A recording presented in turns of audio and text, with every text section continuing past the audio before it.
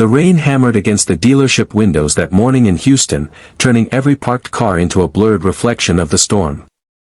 Inside, beneath the harsh fluorescent lights, a heaviness filled the air as a man named Caleb Foster, 35 years old, walked in with the tired posture of someone who had spent years trying to stay hopeful in a world that didn't care much for quiet men like him.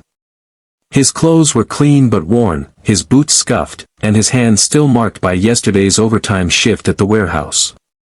What happened next would burn into his memory: the snickers, the dismissive glances, the way the manager looked him up and down as if he were wasting their time.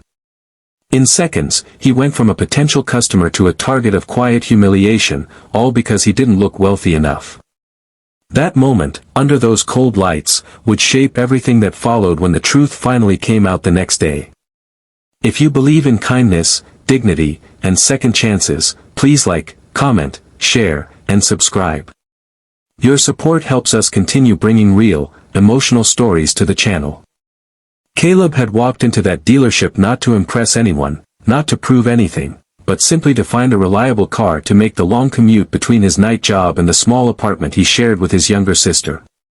He had saved for months, collecting every extra shift he could, refusing small comforts just to gather enough for a down payment. But to the sales staff, he was invisible. They noticed his posture before his presence: shoulders a bit slumped, eyes tired, a handwriting smudge near the cuff where he had signed out from the warehouse minutes before. Instead of greeting him with respect, they exchanged looks and whispered as though he were an inconvenience. When he asked for help, the manager, Wayne Mitchell, walked over with a practiced smile that didn't reach his eyes.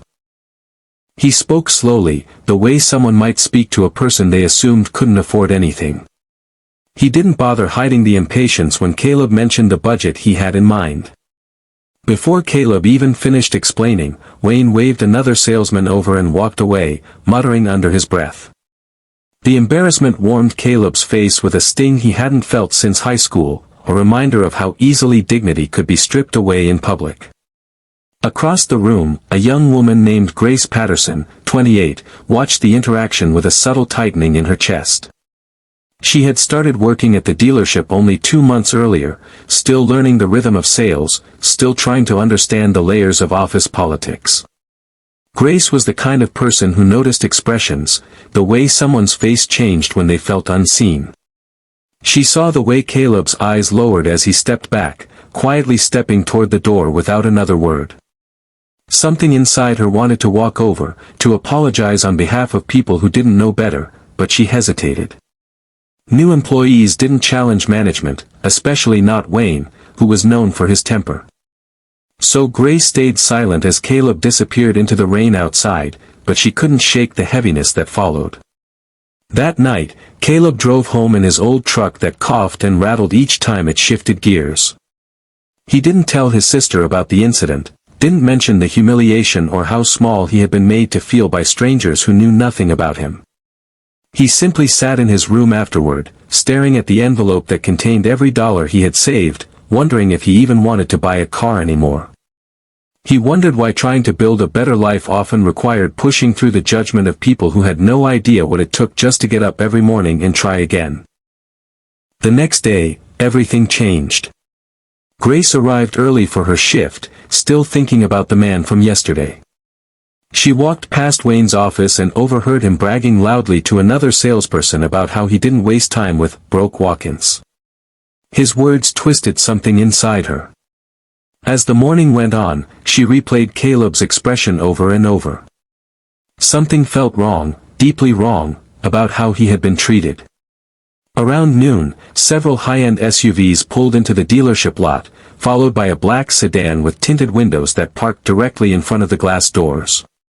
It wasn't unusual for wealthy clients to visit, but the coordinated arrival felt different. Wayne rushed out, eager to greet what he assumed were VIP buyers. But the moment the sedan door opened, Grace froze. Caleb stepped out. But this time, he wasn't alone. 3 sharply dressed executives followed him, all wearing badges with the logo of Foster Industries, one of the largest privately owned manufacturing companies in Texas. Grace's eyes widened as she connected the surname, Foster. The family-owned corporation known for its factories, its warehouses, its large workforce. The company Caleb worked for. The company his grandfather had founded. Grace felt her breath catch. Caleb wasn't just an employee. He was the quiet, behind-the-scenes heir to the entire multimillion-dollar company. He had visited the dealership the previous day alone and unannounced, wanting to shop like any other customer, wanting to be treated like any regular person. Instead, he had been mocked, dismissed, and humiliated. Now he was back, with his executive team, to make a point. Grace watched the color drain from Wayne's face as realization struck. The man he had belittled, the man he thought wasn't worth a minute of his time, had returned not for revenge, but for clarity. Caleb inspected the showroom slowly, his calm demeanor unchanged, but the staff sensed the shift in the air. Respect, the kind that should have been offered yesterday, suddenly overflowed around him. Grace stepped forward cautiously, hoping he remembered her face, not because she deserved credit, but because she had quietly cared. To her surprise, Caleb offered her a small, kind nod, as if acknowledging that she had been the only one who saw him as a human being.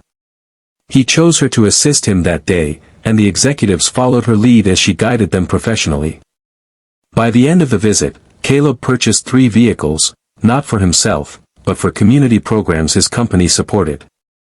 Before leaving, he requested something simple, that customer service training at the dealership be improved so no one else would be treated with the disrespect he experienced.